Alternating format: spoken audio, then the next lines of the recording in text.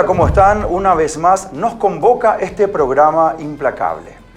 Hace aproximadamente 2 años y medio, en el mes de julio del año 2019, le teníamos como invitado al ministro de Obras Públicas y Comunicaciones. Hoy de nuevo nos visita. Ministro, ¿cómo estás? ¿Qué tal? Un gusto saludarte en Implacables. Sí, me visitaste aquella vez en mi despacho en el Ministerio de Obras Públicas, hoy te visito acá. Así mismo. Muchísimas gracias por tu presencia, ministro. Un gusto enorme. Y tal vez la próxima podemos encontrarnos en alguna obra emblemática para que podamos dimensionar algunas de las cosas que se están haciendo.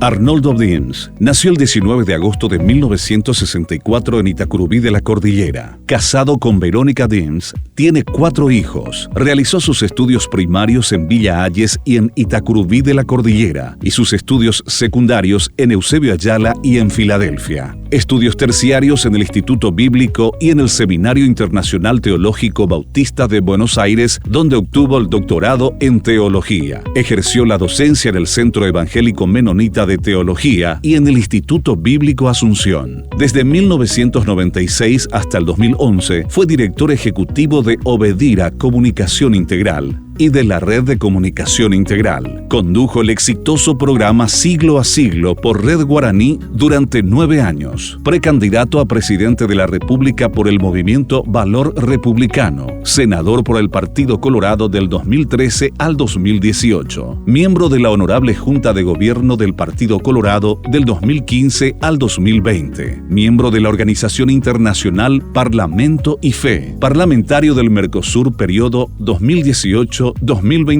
por el Partido Colorado, cargo al que renunció para asumir como ministro de Obras Públicas y Comunicaciones.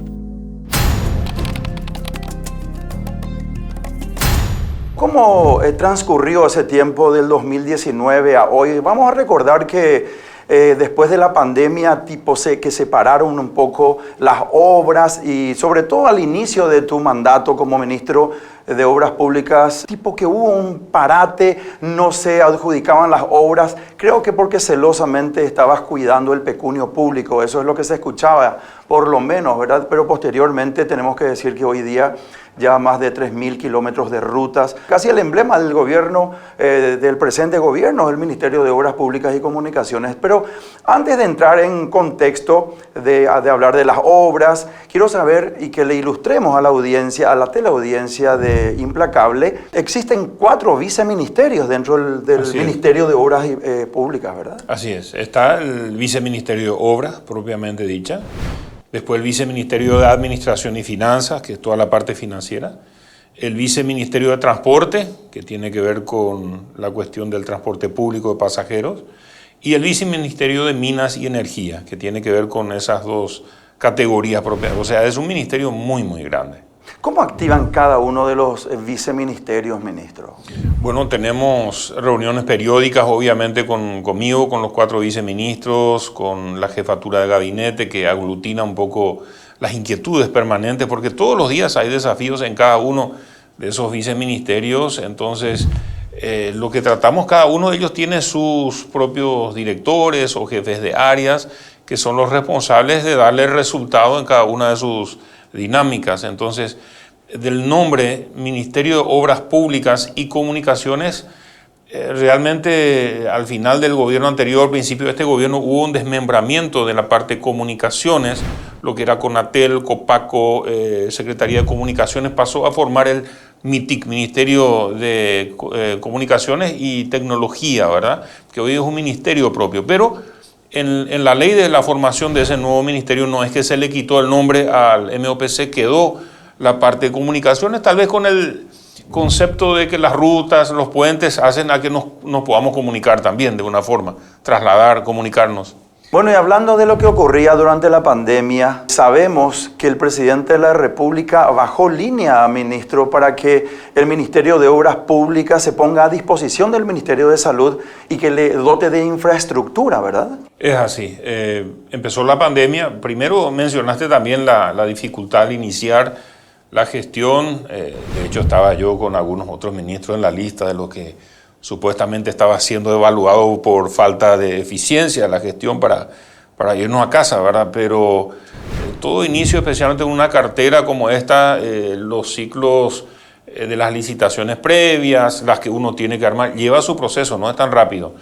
Pero cuando explotó la pandemia, lo primero que hizo el presidente, me convocó con el entonces ministro de Salud y me dijo, esto que se viene es muy fuerte, es muy, muy fuerte, y no quiero que nadie de salud esté distraído en tener que atender las cuestiones de infraestructura del Ministerio de Salud, que los de blanco se dediquen a lo que es su rol misional, que es el de atender a los pacientes, buscar el tema de la medicación, y ustedes ayuden en la parte de la infraestructura. Así hicimos un primer convenio, inclusive con recursos que nos sobraron de un préstamo de una obra que está en ejecución, donde a través de las licitaciones muy competitivas, el precio de la obra se redujo y hubo un remanente que usamos con la venia positiva del BID para la primera gran inversión en materia de estos hospitales de contingencia.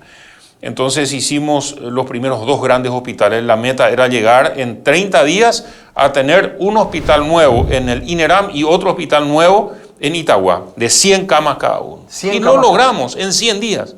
Lo hicimos con las empresas paraguayas y realmente fue un boom porque nos ayudó a prepararnos en materia de salud para estar listos. Luego vinieron ese año 2020, vinieron otros 7 pabellones más, ya no de esa magnitud, uno sí, de esa misma magnitud en el Itagua, otro de 100 camas que hicimos. Y el año pasado, 2021, hicimos 9 llamados más, especialmente en cabeceras departamentales. Entonces, en total hemos unido al sistema de salud de 19 pabellones y cerca de 700 camas para atender y enfrentar el desafío del COVID. Y valió la pena. Yo creo que otra hubiese sido la historia si una parte del personal del Ministerio de Salud se hubiese tenido que abocar a ver cómo solucionar la parte de infraestructura y no atender a los pacientes. Y nos dio tiempo de atender rápidamente esa necesidad, y cuando vino la primera gran ola, estábamos preparados, no encontramos a la gente tirada en la calle no teniendo posibilidad de atención. Y creo que fue una decisión sabia del presidente de decir, bueno, hagan ustedes la parte de infraestructura y que salud se dedique a lo suyo. Ministro, la prontitud de las obras no hicieron quizás que no sean duraderas las mismas. No, cuando se tuvo que tomar la decisión, ustedes se acuerdan, tal vez se viralizó mucho ese famoso hospital que hicieron en China, porque tipo carpas era. Esta pandemia explotó primero en esa ciudad, Wuhan, en China, ¿verdad? Así es. Entonces hicieron una carpa, creo que montable, desmontable, para 1000 camas, algo así. Y bueno, después en Brasil, acá también vinieron ofertas de esa clase de cosas al Ministerio de Salud, y con el presidente se decidió, no, vamos a hacer inversiones que queden. No que vos armás una carpa, que podríamos haberlo hecho, y luego termina la pandemia y se retira, se dobla todo y se espera una emergencia, no sé, con la Secretaría de Emergencia, lo que sea. No. Estas inversiones quedan a los efectos de que el sistema de salud esté potenciado y tiene una vida útil importante que puede ser utilizado para cualquier otro tipo de enfermedad u otro tipo de pandemia que nos ataque en el futuro. Entonces, en la segunda camada de pabellones que hicimos el año 21, incorporamos lo que es la planta de oxígeno, que no estaba previsto. O sea, lo primero en el 2020 fue tener las camas para terapia intensiva, terapia normal, pero ustedes se acuerdan que entramos en una crisis donde no había más oxígeno a los hospitales. Y habían 2 grandes proveedores del sector privado y el sector público no tenía cómo producir. Entonces, en todos los llamados del año 21 ya incorporamos la necesidad. Cada uno de esos pabellones tiene su planta de oxígeno propio en ese hospital y también su planta de tratamiento de efluentes, lo que significa que todo el sistema cloacal del hospital, que en muchos casos no había nada, se incorpora también a esto, y estos pabellones tienen planta de tratamiento de efluentes y por otro lado una planta generadora de oxígeno, con lo cual no solamente abastece lo suyo, sino que puede abastecer a otros hospitales del departamento que no tienen generación de oxígeno. Entonces, en estas últimas olas, ustedes no habrán más escuchado que hay problema de oxígeno. ¿Por qué? Porque el sistema público ya tiene una capacidad instalada para enfrentarlo. Bueno, importante también, ministro, no pararon las obras durante la pandemia, sí tuvieron que trabajar en cuadrillas. Sí, uno de los primeros desafíos, me acuerdo de esa famosa reunión de todos los ministros en el Palacio, en esa mesa larga con el presidente. Luego se le convocó al presidente del Congreso y al presidente de la Corte Suprema de Justicia y se explicó crudamente lo que eso nos venía. Y ahí uno de los debates fue si se va a parar todo. Y es ahí donde hay algunos sectores, obviamente el sistema de salud no podía parar, el sistema de provisión de alimentos, toda esa cadena tenía que seguir funcionando y ahí se tomó la decisión que no van a parar las obras públicas. Sí, muchas obras civiles privadas pararon, pero no las obras públicas. Y hay otros países donde se decidió pararlas, pero en Paraguay se nos dio la misión de trabajar en cuadrillas. Por ejemplo, si la hora de entrada en una obra era las 7 de la mañana, entonces se dividió. Un grupo se presenta a las 6:30, otros 6:45, otros 7, otros 7:15, y así también los horarios del almuerzo, por ejemplo, se dividía para que no estén muy hacinados y para que uno tenga un equipo de recambio, lo que es el trabajo en cuadrillas. Y aguantamos hasta julio de ese año. ¿Te acuerdas que era fase 1, fase 2? Sí. Y cuando se iba aflojando, más o menos llegando a la fase 4, ahí empezaron a aparecer los primeros casos en nuestros campamentos de las obras públicas. Y bueno, tuvimos que lidiar con eso, pero con esta experticia logramos avanzar sin parar las obras en ningún momento. Ministro, hablando de la diversificación del trabajo y de la mano de obra paraguaya, este gobierno, contigo al frente de la cartera del Ministerio de Obras Públicas y Comunicaciones, da mayor oportunidad y preeminencia a las empresas paraguayas que a las extranjeras. En cambio, vemos que en el gobierno anterior no era tan así. Ustedes recuerdan que al asumir el gobierno anterior hubo algo así como un fuerte enfrentamiento entre los responsables de la cartera o del gobierno en el periodo anterior con los gremios de la construcción, que son básicamente dos, Cavialpa y Capaco, que son los dos gremios de la construcción con los cuales trabajamos. En campaña, el presidente Mario Abdo Benítez, en una reunión que me acuerdo que hicimos en la sede de la Capaco, él asumió el compromiso de priorizar mano de obra a las empresas paraguayas y que el Paraguay lo construimos los paraguayos. Si hay algo que no está en nuestra experticia que tenemos que hacer, vamos a traer como ayuda, soporte a empresas internacionales. Y así fue. Nos caracterizamos por eso en el sentido de generar, no solamente para paraguayos, sino los diferentes niveles. Hay empresas que tienen, digamos, una capacidad muy grande, otros medianos, otros más pequeños. Lo que hemos tratado de hacer a través de los diferentes llamados de licitación y las obras, hacer que todos tengan trabajo y, si es posible, todo el tiempo. Y lo hemos logrado medianamente, no digo en un 100%. En este momento estamos arrastrando la cola del post-COVID, ¿verdad? Todavía no terminó tampoco, pero la consecuencia de falta de recursos propios del Estado paraguayo, porque fueron direccionados 2020, 2021 al sector salud, y eso golpea nuestro espacio fiscal que tenemos en obras públicas. Entonces, quisiera tener más posibilidad de hacer de nuevo más llamados para cierto perfil de empresas y cierto perfil de obras que necesitamos, pero con los meses esperamos que mejore la capacidad de financiamiento por parte del Estado del espacio fiscal y que lo podamos hacer. ¿Querés contarnos, ministro, la reconstrucción de la ruta Transchaco, más de 550 kilómetros, que posiblemente iba a terminar llave en mano, según tengo entendido, iba a tener la obra una empresa extranjera? Sin embargo, se ha dividido en varios lotes y se ha dado la oportunidad a empresas paraguayas. ¿Eso es así? Fue tal vez una de las decisiones de entrada más complejas. En el 2016 se llamó a licitación llave en mano. Y les digo, fueron 596 millones de dólares, 596 que iba a costar esa obra, sin contar los intereses del financiamiento que en llave en mano es bastante elevado, o sea, lo que después el Estado tiene que pagar. Ahora se está construyendo con un préstamo compuesto del BID y de la CAF en total de 560 millones de dólares, el otro era 596, 560 millones de dólares del préstamo, con lo cual estamos construyendo. Lo dividimos en 8 lotes, muchos de ellos se presentaron en consorcio. Hoy están trabajando unas 14 empresas con decenas de subcontratados reconstruyendo esa ruta Transchaco. Y bueno, lo pensamos terminar en este periodo de gobierno. El primer lote, el lote 5, está prácticamente terminado, entregó, el 6 está por terminar.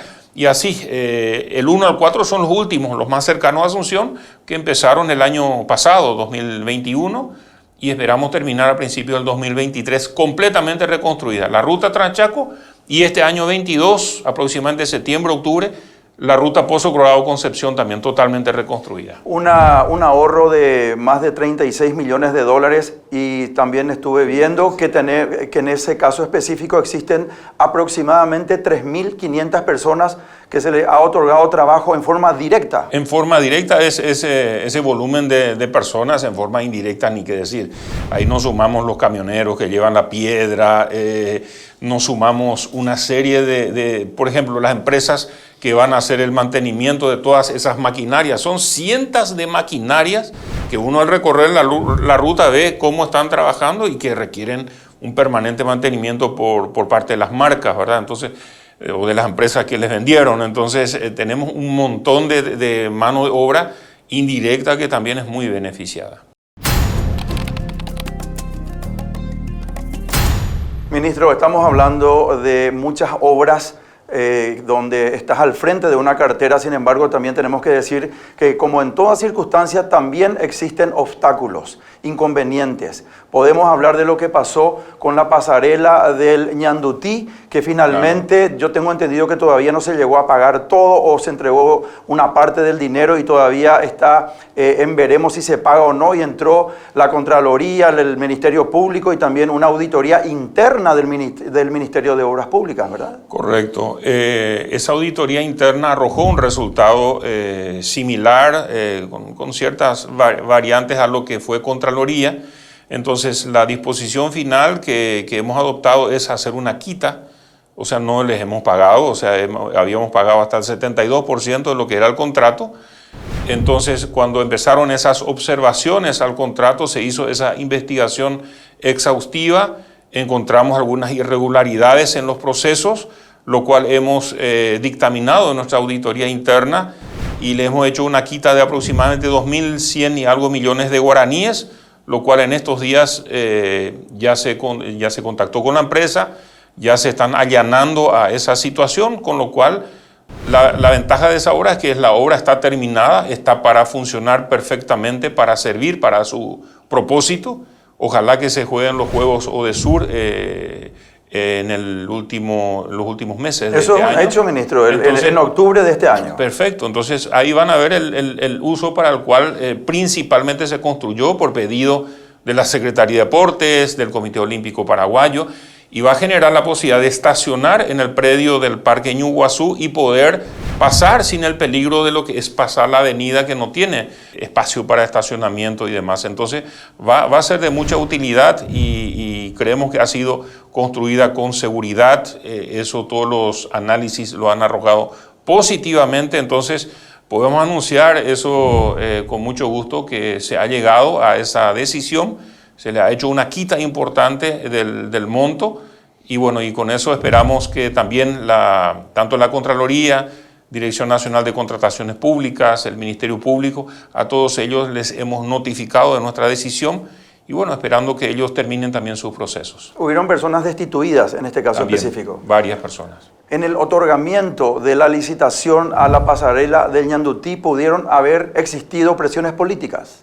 No sé si hubo presiones. El problema es que en la previa del llamado hubo algunas consultas. Finalmente las empresas que consultaron no se presentaron, se presentó una sola empresa. Consecuencia de los problemas que surgieron después, la Dirección Nacional de Contrataciones Públicas ha recomendado de ahí en adelante que no continuemos cuando hay una sola oferta, salvo que sea una cosa que no hay otra empresa que pueda hacer en el país, ¿verdad? Entonces, en ese sentido hemos acatado también eso. A partir de ahí tampoco no hubo otro proceso donde con un solo oferente se avanzó, sino que ahí se volvió atrás y se volvió a llamar o cambiar algo en el pliego para que más puedan participar. Es importante la competencia para que no se dé a entender que es un precio acordado, que tiene toda la razón la gente de pensar mal cuando no hay más que un oferente. Cuando hay más de un oferente, la competencia siempre es importante para hacer que el dinero público rinda lo más posible. En eso hemos trabajado mucho y creo que muchísimas licitaciones que hemos tenido pueden hablar del ahorro que hemos generado para el Estado. Pasa que salen, vamos a poner un número, 100.000 vuelos salen diariamente a distintos puntos del mundo.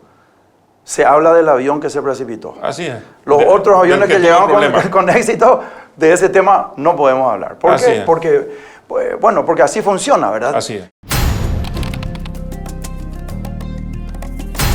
Bueno, pero ahora quiero hablar de algo bueno, de la ruta de la leche. ¿Qué me puedes decir? Los productores de la zona sur de la colonia Meno, sur, hablando del lado izquierdo, mirando de Asunción de la ruta Transchaco, toda la zona de Campo Acebal, Lolita, Para Todo, Santa Cecilia, comunidades que son eminentemente tamberas de producción láctea. Por ejemplo, a inicios del 2019, cuando tuvimos esas lluvias grandes, inundaciones, no pudieron sacar los productos, no había ninguna forma de llevar a la planta láctea en Loma Plata su producción para procesarla. Tuvieron que derramar, me acuerdo, están esas imágenes dramáticas donde derraman leche ahí en la cuneta de la ruta inundada. Por no poder vender. No, porque la leche vos tenés que mantener fría después de tantos días tu depósito. A la vaca la tenés que ordeñar 2 veces por día, a la mañana temprano y a la tardecita. Y esa leche, si vos no tenés capacidad de almacenamiento, se te descompone. Y se le descompusieron más de 2 millones de litros de leche. Si uno calcula el precio al productor de cerca de $1 por litro de leche, imagínate, se derramaron de la nada 2 millones de dólares. Aparte de eso, todas las peripecias que uno pasa cuando uno va con productos como la leche al mercado y el camino no está bien, a veces el polvo, a veces es el barro que no te permite transitar bien. Entonces hablamos de una zona productora que ahora con la construcción de la ruta de la leche, que con un préstamo del BID lo hemos conseguido, estamos en pleno proceso de construcción y realmente esos más de 100 kilómetros de ruta asfaltada van a conectar y van a generar un crecimiento exponencial en la producción en la zona. Eso está en proceso. ¿Y cuándo se finalizarían las obras? En el 2023 debería finalizar esa obra. Hace mucho tiempo, ministro, no voy a Ciudad del Este, pero me enviaron fotos de cómo está la Ruta 2 hoy, yendo de Asunción hasta Ciudad del Este. ¿Desde qué kilómetro tenemos ya ensanchadas las rutas? Y bueno, tenemos desde Eusebio de Ayala, desde la kilómetro esquina... 60 y algo. 72. Desde el 72 hasta Itacurubí. Después de Itacurubí estamos en el proceso de liberación de lo que va a ser la variante, o sea, la circunvalación por Itacurubí. Y de Itacurubí hasta Caguazú ya está todo, salvo Oviedo, donde estamos terminando la variante para mitad de este año, la circunvalación donde uno pasa todavía por la ciudad como hasta ahora se iba pasando. Pero uno ya tiene un tremendo ahorro en el tiempo y ni qué decir en la seguridad al transitar. Yo días pasados vine de una forma normal desde Ciudad del Este hasta el centro de Asunción, lo hice en menos de 4 horas. Con toda normalidad. Y eso llevaba en esa misma hora, esos mismos días, 5 horas y media, 6 horas hace poco tiempo atrás. Entonces, la calidad de vida, la seguridad vial que genera una ruta de esa envergadura es importante, pero no es fácil. Todo lo que uno va pasando kilómetro a kilómetro, el acuerdo con los frentistas, con las municipalidades, cada uno quiere tener un acceso frente a su casa y eso no se puede, o sea, es una ruta logística. Nuestra ruta logística más importante de Paraguay es la Ruta 2, Asunción, Ciudad del Este. Y vinieron inversores, te quería contar eso, vinieron inversores ya hace años atrás y le hicieron una pregunta al que le estaba presentando el país para vengan a invertir en Paraguay. ¿En cuánto tiempo haces de Asunción a Ciudad del Este? 6 horas, le digo. No te va a venir ningún gran inversor a Paraguay. Eso tiene que bajar. Tiene que bajar a 3,5, 4 horas. Si no, Acá las grandes empresas multinacionales miran datos específicos, ¿tenemos infraestructura o no en condiciones, ¿verdad? Entonces, son algunos de los detalles importantes que tenemos que valorar como paraguayos. El embajador de Brasil que se fue ahora, por término de misión, me dijo, ustedes no saben lo que están haciendo. Y él se va por tierra a Brasil. Me dijo, nosotros no tenemos una ruta de esa calidad, de ese tramo que están haciendo. No tenemos. Les envidiamos. Ojalá que puedan seguir así. Y lo que dijiste, ministro, el tema de la seguridad, vimos que sustancialmente bajaron los accidentes de tránsito en ese tramo después del ensanchamiento. Nosotros que tuvimos y tenemos el privilegio y la bendición de viajar permanentemente, solemos hacer con mi señora esposa Miami-Orlando. Tiene prácticamente la misma distancia que Asunción, Ciudad del Este, 360, 380 kilómetros aproximadamente. Y se hace en 3 horas y media, pero con total garantía y seguridad, realmente. Y es muy importante lo que estás diciendo, porque realmente el confort de las rutas, ¿verdad? Eso es progreso, eso es seguridad, y también eso obviamente construye a que se pueda universalizar el comercio y las empresas y los negocios, ministro. Y es un servicio que el Estado debe poner, así como la energía eléctrica, uno necesita el agua potable, es un servicio público. La infraestructura es un servicio público. Y es nuestra responsabilidad como autoridades darle el mejor servicio posible a la gente. Y eso en todo el mundo se paga. No sé cuánto se paga el peaje donde dijiste que se van en 3 horas y media, pero acá también y la gente en Tapeponá se acostumbró en el primer tramo que se duplicó de Ciudad del Este a Caguazú. Se acostumbró a pagar otro precio de peaje porque vale la pena. Porque disfrutas de la ruta, te vas más rápido, no te estresás, no te encontrás con sorpresa desagradable en el tránsito y vas mucho más rápido. También tenemos problemas con el exceso de velocidad, ¿verdad? Y ahí estamos luchando, porque es una lucha entre perseguirle a la gente que exagera con la velocidad y la educación vial. Yo quiero apelar a la gente a que valoremos. Yo quisiera quitar a la patrulla caminera en las rutas, te digo sinceramente. Es que hay algo para sustituir, ministro. Y las cámaras, la automatización. Exactamente, la automatización. Necesitamos cerrar el círculo. ¿En qué sentido? La cámara te detectó, te multó, perfecto. Te sacó una foto. Te sacó una foto, todo documentado. Te midió la velocidad, sí. Y cuando vos te vas a la renovación de tu registro, está la foto de tu vehículo con la boleta de la multa. El problema es que no se cerró el círculo con la OPASI, que son los municipios. O sea, el municipio, cuando te vas a renovar, no revisa si tenés algún antecedente. No sé si me explico. ¿Cómo no? No aparece que vos tenés multa. Tiene que ir a consultar a la patrulla caminera, o sea, el sistema. Pero hay que informatizar eso. Claro, en red con las municipalidades. Claro. Y la municipalidad tiene que decir, no te puedo renovar hasta que no canceles tu cuenta, ¿verdad? Exactamente. Y bueno, hoy no lo están haciendo todavía. Estamos peleando para que eso se logre. Una vez que eso se logre, ahí el sistema va a funcionar.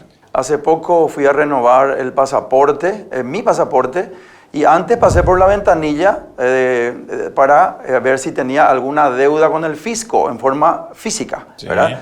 Si no, no puedes tener la renovación del pasaporte. Algo similar se podría hacer, por ejemplo. Categórico. Así tiene que ser. Tiene que estar online y entonces te salta, número de registro, tal cosa. Acá hay 2 multas. Uno en tal parte, en tal fecha, acá está. Otro, anda a solucionar y después tráeme que...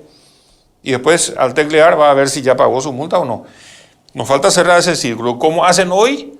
Te van atajando en la calle a ver si te encuentran. Acá aparece, vos tenés una multa y ahí te piden para solucionar tu multa. Por eso yo quisiera, como te dije, quitarlo de la calle. O sea, dejarlo en la calle para dirigir el tránsito, para ayudar en la cuestión de seguridad vial. Hay mucha gente agradecida cuando te ayuda a cambiar las ruedas o a remolcarte a un lugar porque no tuviste alguien quien te ayude. Para eso debe estar la patrulla caminera, ¿verdad? Y hoy, lamentablemente, nos tomamos con el prójimo porque él es el sinónimo del que tiene que cobrarme la multa, ¿verdad?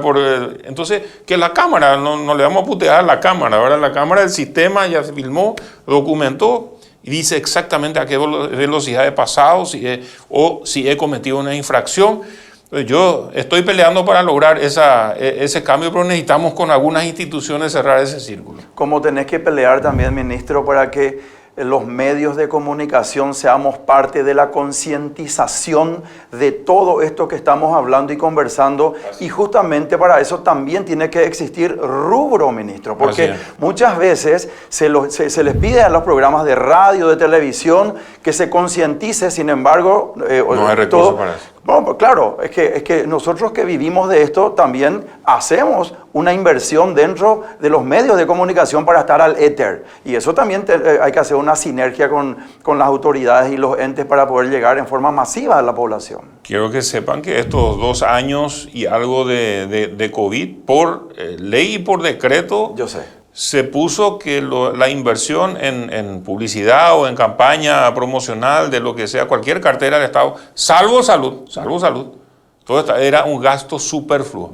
Yo sé. Lamentablemente tuvimos ese inconveniente, pero esperamos vencer eso y poder invertir más en educación vial, 100% de acuerdo. Educación vial, no solamente por la parte de tener ahí a la patrulla caminera que te penaliza, sino de que ustedes, los comunicadores, nos puedan ayudar a hacer entender cómo respetar las señales de tránsito, que conviene. Finalmente todos vivimos mejor cuando estemos concienciados, ¿verdad? Ahora me mostraron, yo estoy en línea permanentemente con todo el sistema ese de la patrulla caminera, y por ejemplo, ayer un camionero ebrio con 1.9 de alcohol, que es una barbaridad, manejando un gran camión por una ruta nacional, haciendo zigzags en la ruta. O sea, le agarró la patrulla caminera, le hizo el alcotest, se quiso resistir porque sabía que estaba mal. Ese es un asesino suelto. Absolutamente. O sea, no sabemos cuántas vidas salvaron esa patrulla caminera, a la cual le puteamos después cuando nos tocó a nosotros o no nos gustó lo que hizo, pero muchas vidas también han salvado, y quiero, en homenaje a los que hacen bien su trabajo, decir eso también. Ministro, Héroes del Chaco se llama el nuevo puente que va a unir Asunción, Chacoí. Héroes del Chaco. Se hizo un concurso al inicio, cuando terminó el proceso de licitación, cuando iba a empezar la obra, se hizo un concurso público, se debatieron muchos nombres. Finalmente, no me acuerdo bien, Intendencia de Asunción, con Gobernación del Presidente Ayes, Ministro de Cultura, Ministra de Senatur. Hubo un grupo que fue como el jurado, entre todos esos nombres, analizando, porque uno de los nombres que tuvo mucha simpatía fue, por ejemplo, el presidente Eusebio Ayala, el presidente de La Victoria. Tuvimos nombres como Emiliano R. Fernández, la parte artística, el que relató, el que cantó para nuestros soldados en la guerra, el que motivó al pueblo paraguayo a defender el Chaco, porque estamos hablando del puente que une la capital con el Chaco paraguayo, ¿verdad? Entonces, el primer puente que va a tener Asunción como tal. Entonces, ese concurso arrojó ese nombre, Héroes del Chaco, que engloba a todo. Le engloba también a Eusebio Ayala, le engloba a Emiliano R. y a todos los miles de paraguayos y paraguayas que lucharon para que ese territorio sea nuestro. Entonces, el puente es como que decir, estamos valorando lo que ustedes hicieron por el país, aunque hoy ya no estén con nosotros, pero lo recordamos. Amén del nombre, ¿en qué estado se encuentra ese puente en lo que respecta a avance de obras? 48% en este mismo momento de avance. El puente completamente tiene 7 y algo de kilómetros desde donde enlaza con lo que hoy es el corredor botánico, la costanera norte del lado de Asunción. Luego la parte del puente atirantado está las 2 bases ya establecidas, las 2 bases grandes que van a ser los pilones. Algunos que ven por ahí las imágenes, ven ahí los postes altos, las torres de la Ande, de la alta tensión que cruza el río. Estos pilones van a tener 20 metros más de elevación que esas torres de la Ande, para que se hagan una idea de la magnitud de lo que va a ser. Ya están aquí los portugueses, porque es dentro de lo que me preguntaste hace rato de empresas paraguayas. Esta fue la primera licitación que se hizo en una modalidad que permite la ley 2051, que dice una licitación pública nacional con subcontratado nominado.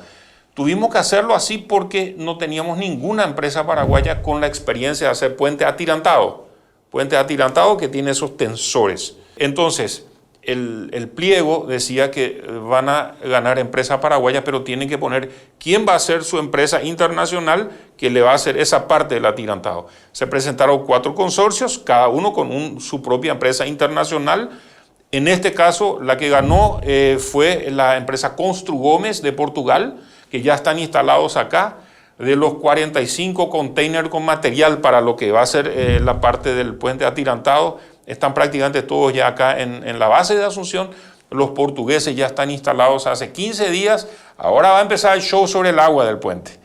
Esa es la parte más complicada. ¿Cómo es el show sobre el agua? El show del trabajo. Van a ir creciendo esos pilones elevados y va a empezar a construirse el atirantado con los tensores. El puente se va a ir construyendo hasta encontrarse en el medio, ¿verdad? Que va a ser el gran momento de tensión de encontrarse, ¿verdad?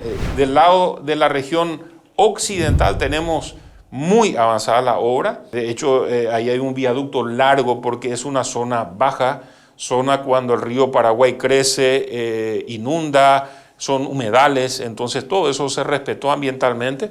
Entonces va sobre un viaducto, son más o menos 1.700 metros sobre viaducto del lado occidental, que está muy avanzado, es de 4 carriles, no como el remanso que apenas un carril mil cada lado.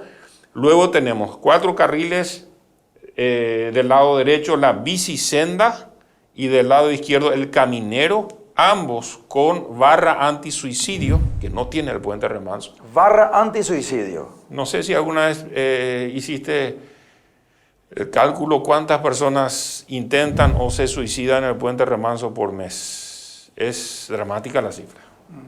Se hizo el cálculo que aproximadamente son 4 personas al mes. Al mes. Imagínate. Altísimo. Ahí tenés una baranda de 1 metro. Es lo que se construyó aquella vez. Entonces, estamos preparando un puente que también, muchas veces hay personas que tienen problemas y eligen esa opción de autoeliminarse o en el proceso se pelean.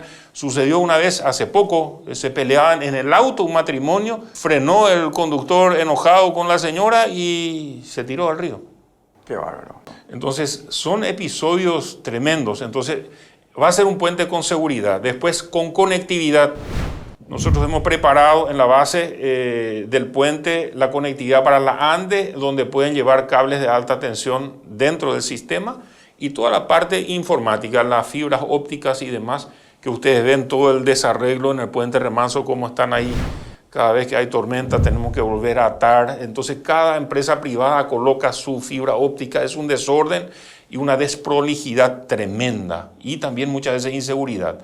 Entonces este puente prevé todas esas cosas en su dinámica constructiva, y también espacio dentro del puente donde los que van a hacer el mantenimiento del puente en el futuro puedan caminar, tener un sistema seguro que los otros puentes no lo tienen. ¿Y sabes cómo se valoraron las tierras al otro lado del puente y el progreso que de hecho ya empezó a construirse y que yo no tengo la menor duda va a ir en mayor envergadura todavía? Es impresionante. Si uno quiere ir a comprar un lote, ahora una propiedad, es un precio nunca escuchado por esa zona, ¿verdad? Se valorizó muchísimo, se va a valorizar mucho más, y eso viene en línea con una infraestructura. También estamos en el proceso de duplicación desde Falcón a Remanso.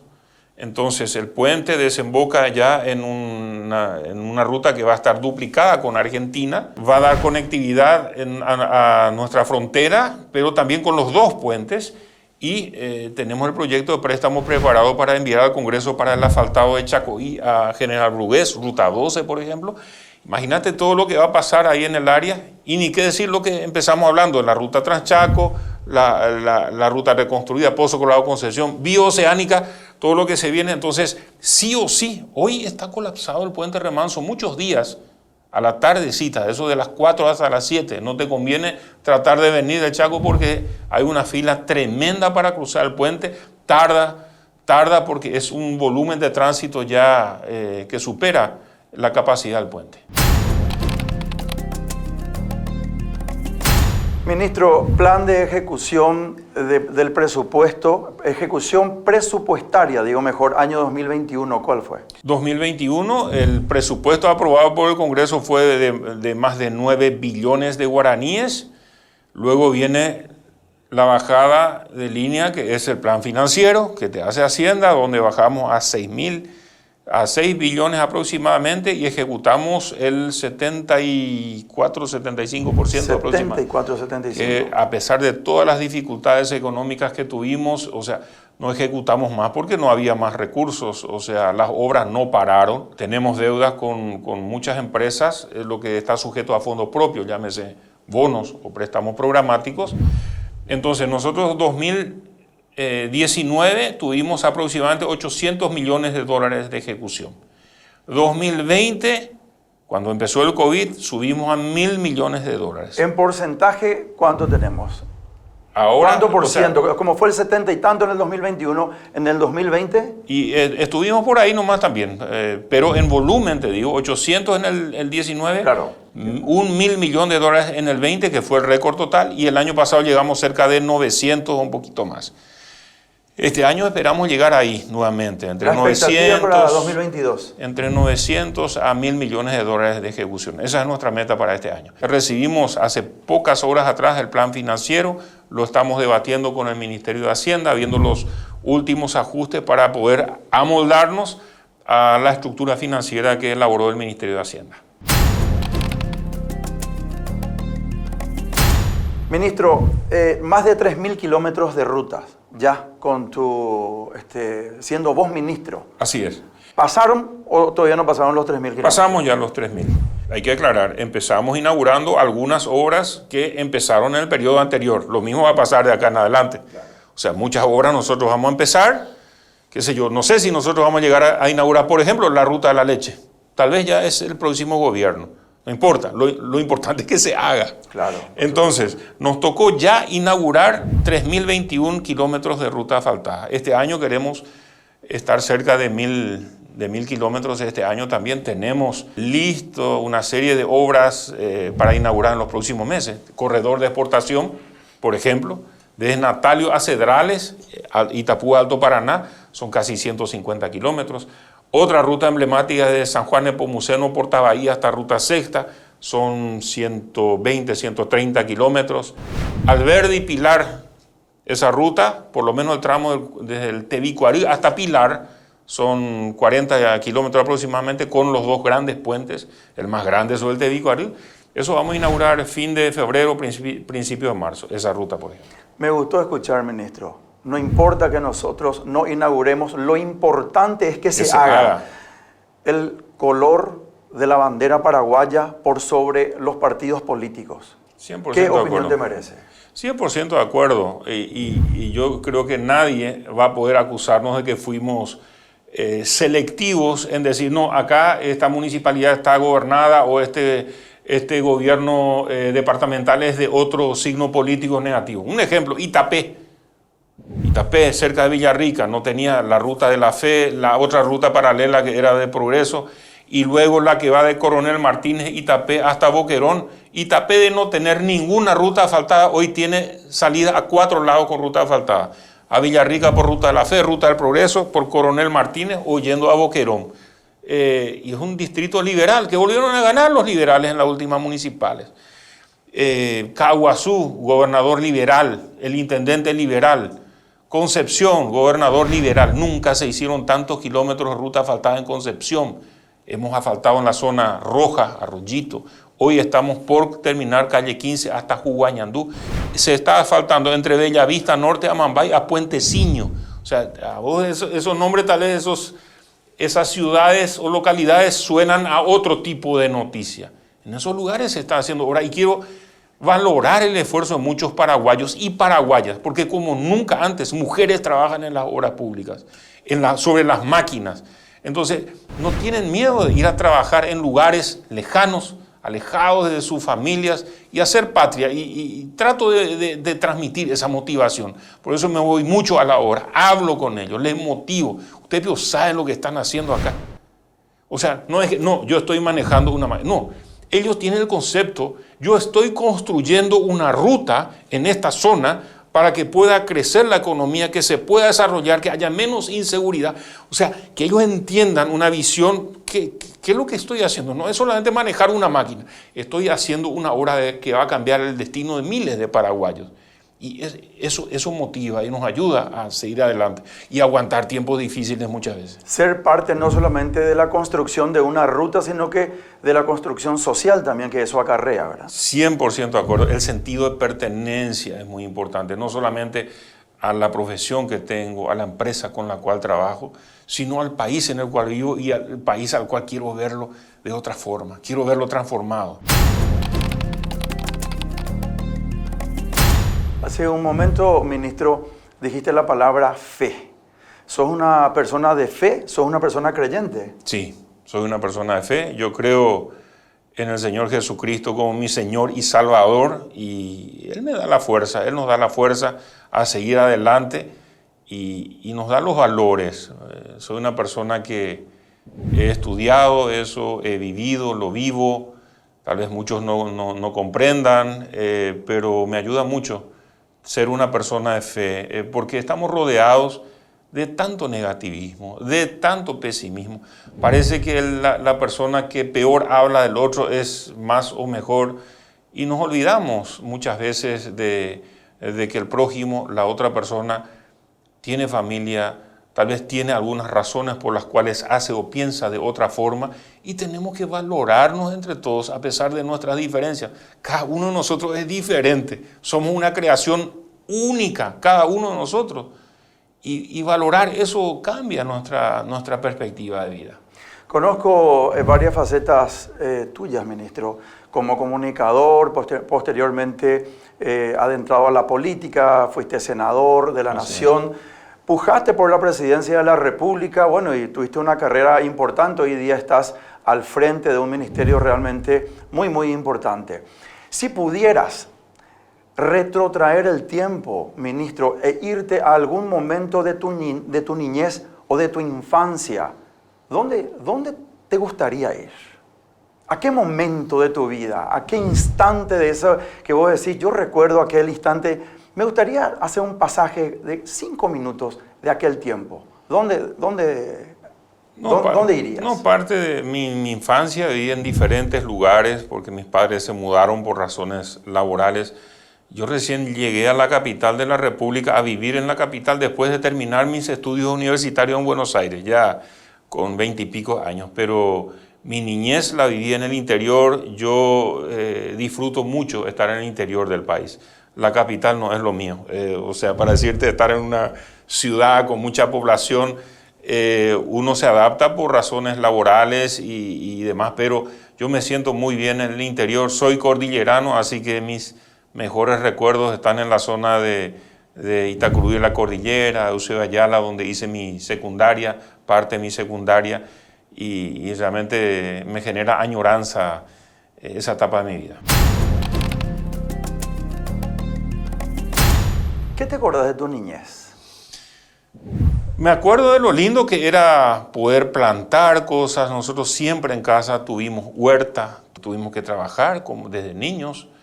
El hecho de ver crecer la planta, el suelo fértil de nuestro país.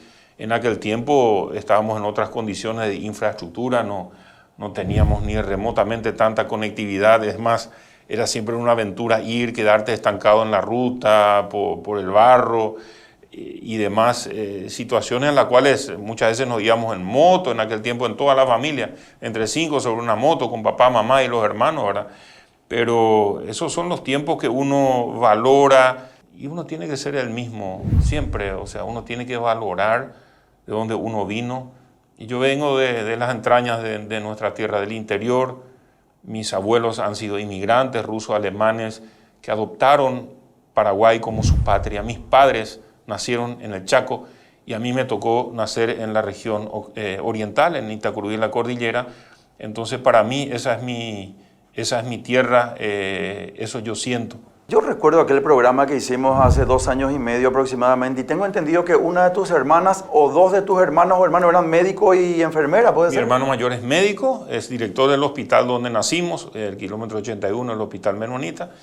Es director también del Hospital Luz y Vida en Campo 9.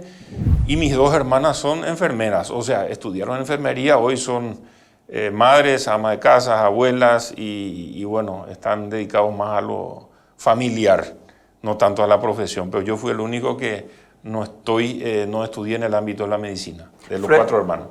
Frente mío le tengo a un ministro y a un abuelo joven también. Sí. ¿Cómo le consideras el amor de abuelo? Es verdad, porque dice que el amor de abuelo es absolutamente diferente inclusive al amor de padre. Es muy diferente, es muy diferente. Claro, uno cuando es padre tiene la responsabilidad de educar, disciplinar a los hijos. Un abuelo ya está. Criar. Sí, disfrutarlos. El que tiene que retar es la mamá o el papá, pero no yo. Yo me río de sus travesuras, trato de simular lo mejor posible, ¿verdad? Pero si hay algo que me falta en estos años de ministro es más tiempo para mis nietos, nietas. ¿Te emocionás cuando te acordás de tus nietos, sí, ministro? Totalmente. Hay otro en camino ahora, que va a ser el segundo nieto, Dios mediante, en los próximos meses. Tengo muchas nietas ya y bueno, 5 nietas y un nieto, y ahora viene el segundo nieto varón. Ministro, realmente fue un gusto conversar contigo. Recorrimos varios temas y antes de cerrar el programa quiero saber cómo te sentiste en Implacable. Implacablemente bien, realmente muy bien. Te agradezco por recibirme, por permitirme conversar. Creo que llega mucho también a las personas el hecho de que podamos hablar de esta forma. Muchos de los televidentes estarán imaginariamente sentados en tu silla preguntándole cosas al ministro que quieran saber. Seguramente te van a mandar una tonelada de preguntas adicionales que hubieran hecho. Y eso es lo lindo, nos permite llegar a mucha gente y realmente te quiero agradecer por esta oportunidad de compartir con la gente. Gracias a vos, ministro. Finalmente, ¿quién es Arnoldo Vins? ¿Cómo te defines? Un paraguayo, padre de familia, abuelo, que en este momento le toca servir a la patria desde el Ministerio de Obras Públicas, ansioso por saber qué tiene Dios para el futuro. No lo sé todavía, qué es lo que se viene. Muchas gracias, ministro. Muy amable. Así cerramos este programa Implacable y no se olviden, el próximo domingo el ministro Euclides Acevedo, canciller nacional.